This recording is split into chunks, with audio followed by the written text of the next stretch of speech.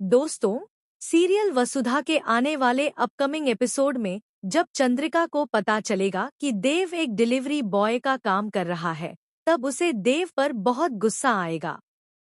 वह देव को खरी खोटी सुनाते हुए कहेगी कि उसने पूरे खानदान की बरसों की इज्जत मिट्टी में मिला दी है और अब वह कहीं भी किसी को मुंह दिखाने के लायक नहीं रही। चंद्रिका की बातें सुनकर देव का दिल टूट जाएगा और वसुधा भी बहुत आहत हो जाएगी।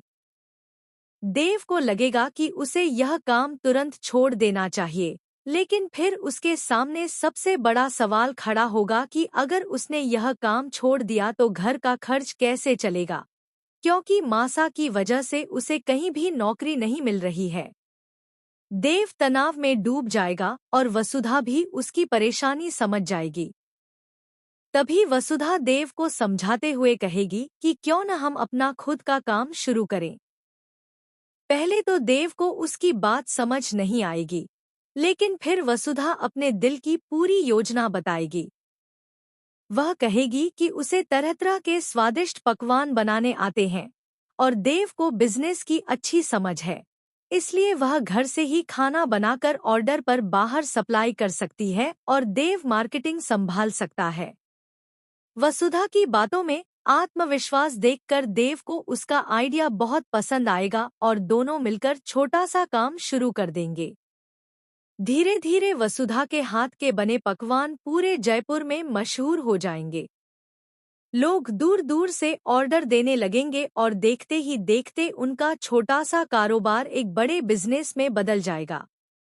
देव और वसुधा कड़ी मेहनत से तरक्की की ऊंचाइयों तक पहुंच जाएंगे। कुछ ही समय बाद देव एक बहुत बड़ा बिजनेसमैन बन जाएगा और उसकी सफलता की खबर अखबारों में छपने लगेगी। एक दिन जब सारिका अखबार में देव की फोटो देखेगी तो वह चौंक जाएगी और पूरे घर को जोर जोर से बताएगी कि देव अब बड़े बड़े अमीरों की लिस्ट में शामिल हो चुका है। यह खबर सुनकर चंद्रिका को एक तरफ गर्व महसूस होगा तो दूसरी तरफ उसे अपने पुराने व्यवहार पर पछतावा भी होगा। वह पहली बार समझेगी कि उसने देव और वसुधा को बेवजह कम आंका था। तभी प्रभात भावुक होकर कहेंगे कि अगर जीवन साथी सही हो तो इंसान को मंजिल जरूर मिलती है और देव वाकई बहुत खुशकिस्मत है कि उसे वसुधा जैसी पत्नी मिली।